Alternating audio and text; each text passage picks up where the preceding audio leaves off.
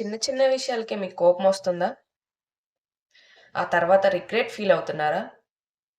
అసలు కోపం ఎందుకొస్తుందో రీజన్ ఏమిటో అర్థం కావట్లేదా? ఆ కోపం ఏదన్నా మెసేజ్ ఇవ్వడానికా? లేదా అనవసరమైన విషయాలన్నిటికీ కోపం ఒక్కటే మనకి దారిలా కనిపిస్తుందా? వీటన్నిటి గురించి కోపం మెసేజ్ ఇవ్వడానికొస్తుందా? లేదా అనవసరమైన విషయాలు మీ లైఫ్‌లో మీ డేస్‌ని స్పాయిల్ చేయడానికి కోపం అనే దాన్ని దారిగా చూసుకుంటుందా?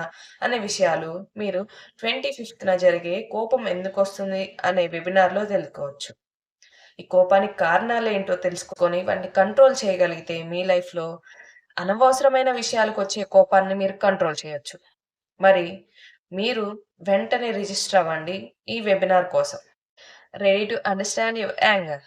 నేను మీ Anusha, life clarity coach for woman and certified access works practitioner.